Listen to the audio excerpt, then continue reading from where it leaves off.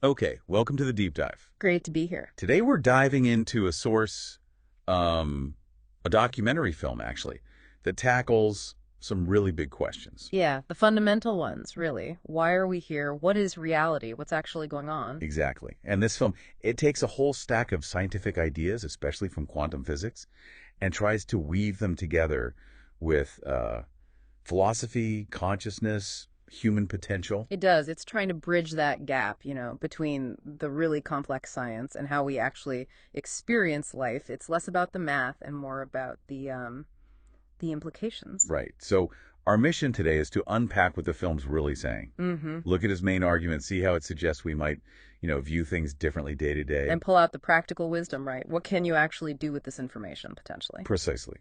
So let's get into it. Where does the film start? Well, it kind of sets the historical stage first, points out this long human quest for understanding, going way back. Like ancient Sumer or Greece? Exactly. Places where the search for, let's say, the divine and the search for knowledge about the world, they weren't separate things. Priests were often scientists, engineers. Right, that makes sense. But then things changed. Yeah, the film highlights a shift. Later on, institutions like the church in medieval times started wanting to be the sole authority on truth. Ah, okay. Dogma versus observation. Pretty much. So you had thinkers like Copernicus or Bruno, Galileo. They were making observations that challenged the status quo. And they ran into trouble for it. Big trouble. So this split starts happening between faith and reason or spirit and matter. And that led towards a more mechanical view of the universe. Exactly.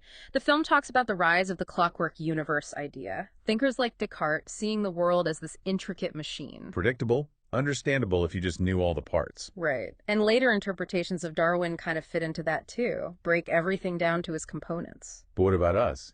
Feelings, consciousness, meaning. Well, that's the problem the film points out. In that purely mechanistic view, stuff like love or justice or even consciousness itself, it doesn't really fit. It's hard to measure, hard to pin down in a machine. So science tended to focus on the external, the measurable. Internal experience got sidelined or explained away somehow. Okay, so that's the old picture.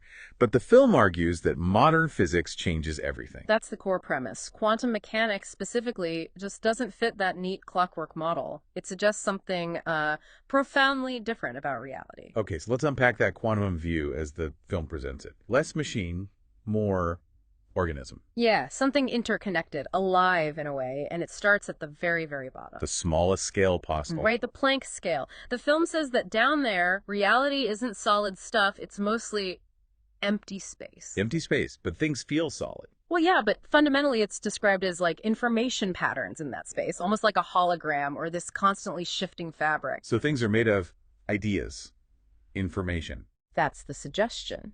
Concepts, information, not tiny billiard balls. Even an atom, it's mostly empty space. If the nucleus was a golf ball. The electron would be miles away. Yeah, I remember that. Mind-bending. Totally. And these quantum things, they don't behave like normal objects when we're not looking. Right, the observation thing. Before that, they're just possibilities. Exactly. A wave of possibilities spread out across space and time, not in one definite place until something interacts with it, observes it. And they make these sudden jumps, right? Not smooth movement. Discontinuity, yeah. Like an electron jumping orbits without, traveling through the space between. Poof, it's just there. And superposition. That's the one where things are in multiple places at once. Sort of, yeah. Or multiple states at once. The film mentions a particle potentially being in, 3,000 locations simultaneously. Okay, my brain hurts a little. Yeah. How does this relate to us? To bigger things? Well, the big connector the film uses is entanglement. Ah, this spooky action at a distance. That's the one. Particles interact, then you separate them, even by miles. What you do to one instantly affects the other. Instantly. Faster than light. Seems like it. Which suggests they aren't really separate. There's some deeper connection. And the film extends this idea. How? Well, if everything came from the Big Bang, maybe everything is still entangled on some level. So the separation we see, it's kind of an illusion. That's the implication. Fundamentally, we're all interconnected, part of one unified something. Okay, wow. That leads directly to the observer, doesn't it? How we fit in. Crucial point. The film argues observation isn't passive. You're not just looking at reality. You're interacting with it. Yes, your active observing is what makes those possibilities collapse into one definite outcome, the reality we actually experience. So our looking participates in creating what we see. That's the controversial but powerful interpretation the film explores, and it connects this directly to consciousness. Saying consciousness isn't just a result of brain chemistry. Right. It argues consciousness might be fundamental, not just a byproduct, but maybe the very ground of reality itself. Whoa. So the brain isn't creating consciousness. It's more like an antenna or a receiver. It reflects or tunes into consciousness. That's the idea presented. That completely flips the usual scientific view. Does the film offer, evidence beyond the quantum lab experiments for mind influencing matter? It does present some lines of research. For instance, experiments with random number generators, RNGs. Those things that rely on random quantum events. Exactly. The film cites aggregate studies showing people trying to influence the output and finding statistically significant correlations. Odds against chance, like 50,000 to 1 in some pooled data, suggesting intention might nudge these random events. 50,000 to 1. That's not nothing. What about bigger scale? Yeah, it mentions research monitoring global RNG networks during huge events. Things that grabbed global attention. Like what? O.J. Simpson verdict, Princess Diana's funeral, 9/11, events where millions were focused. And the RNGs showed patterns. Non-random patterns correlating with those moments of intense collective focus, according to the film. It even hints at data suggesting changes before events like 9/11. Like a collective premonition. That's unsettling. It raises profound questions. And then there are the water crystal experiments mentioned. Ah, yes. Where projecting thoughts or emotions onto water supposedly changes the ice crystals. Right. The film shows examples where love and thanks apparently resulted in more beautiful, complex crystals. And given that we're, 90% water? Makes you think, doesn't it? About the potential physical effect of our own thoughts and feelings on our bodies. Definitely. What else? Entangled minds. Yes. Experiments where people, often close pairs, are separated. One is stimulated somehow. Light flash. Sound. And they measure the other person. Measuring things like skin conductance, heart rate, brain waves, and finding correlations between the two, even though they're apart and the second person isn't consciously aware of the stimulus. And the odds on that? Astronomically high against chance, as presented. Something like 10 to the power of 104 to 1 in aggregate. Okay, so taken together, the film is building a case that consciousness isn't just locked in our heads. Exactly. That it might reach out, influence physical systems, connect with other minds, all hinting at that deeper quantum level interconnectedness. It challenges the whole idea of us being isolated individuals. Right, which brings us to the really crucial part. Yeah. What does this mean for you listening right now? How can we apply this? What's the wisdom here? Yeah, this is where it gets personal.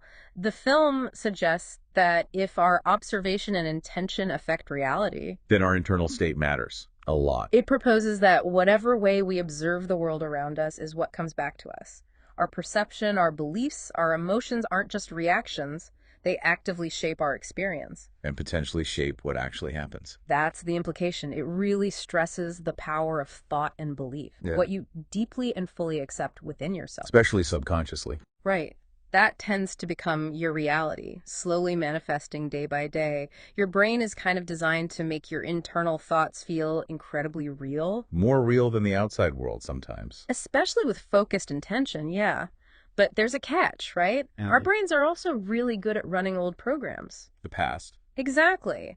Brains work with neural pathways, neuronets. Thoughts, memories, feelings get linked together. Nerve cells that fire together, wire together. That's the phrase. So repeated thoughts and feelings literally wire our brain into a certain pattern, creating a fixed identity, even emotional addictions tied to past stuff. And if those past feelings are driving our current thinking, then the future just becomes a replay of the past, according to the film's logic. We keep recreating the same circumstances because we're stuck in those loops. Okay, so how do you break the loop? How do you use this potential the film talks about? The path it suggests involves becoming conscious of those patterns, interrupting them. Noticing when you're running the old script. Yes, and then consciously choosing something different. Practicing mental rehearsal is a key technique mentioned. Like vividly imagining a desired future. Exactly. Focusing on potentials, dreams, ideas that don't have those old emotional triggers attached. Cultivating a singleness of mind, a focused intention. to direct your energy towards possibilities, not just memories. Stepping into that quantum field of potential, as it were. That's the idea. And it's not just mental gymnastics. The film connects this to our biology. Right down to the cells. Uh-huh. It talks about research showing our attitude, our emotional state, sending chemical signals throughout the body. Which affect our cells, how they function. Yeah, influencing things like protein production, how our immune system works, maybe even how our DNA is expressed. So feeling things like guilt or shame could literally weaken your immune system. That's the suggestion from the research cited, while feelings like joy or gratitude could boost it. It implies we have this built-in capacity for healing, for change, that's directly linked to our state of mind. A very powerful idea. We're not just victims of our biology. We're actively participating in it through our consciousness. Okay, so that's the impact inside us. What about between us? Back to that interconnectedness idea. Right, let's zoom back out. That entanglement concept. The film applies it directly to human relationships. Saying you and I are literally one isn't just a nice sentiment. It's suggesting that at the deepest level, maybe reflected by quantum physics, it's closer to a literal truth, an underlying unity. So the wisdom from that is how we treat others matters deeply. Profoundly. Because if we're all interconnected, then what we do to another, we do to an aspect of ourselves. The golden rule, basically, but with a quantum physics flavor. Kind of, yeah. Love your neighbor as yourself becomes less a moral command and more a description of how reality works. The energy you put out comes back because there's no real separation in that fundamental fabric. What you create for someone else, you're creating in the shared field. Exactly. Which also ties into collective consciousness. Our thoughts aren't totally private. They ripple out, contribute to the whole. Maybe explaining those large-scale RNG effects, if true. Potentially. It paints a picture of us as nodes in a network, not isolated units. The film calls exploring all this, going down the rabbit hole. Which feels about right. It's fascinating, mind-expanding. But maybe a bit scary, too. Definitely challenging. The film acknowledges that letting go of old identities, old emotional patterns, that's hard. It shakes up your world, your relationships, everything you thought was stable. Right. There's often this messy, uncomfortable phase when you're consciously trying to change those deep brain patterns.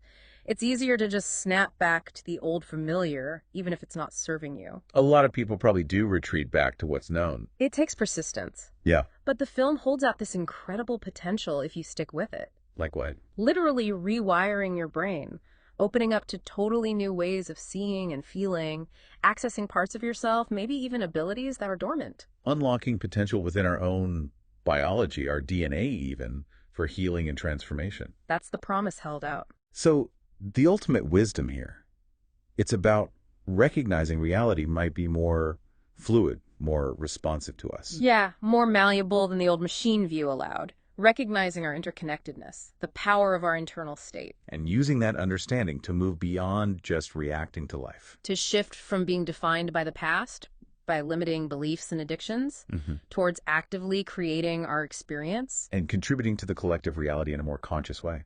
It suggests we have this amazing creative power, maybe rooted in the very nature of the universe, that we've mostly forgotten how to use. Okay, so wrapping up this deep dive, the core takeaway from the film seems pretty clear.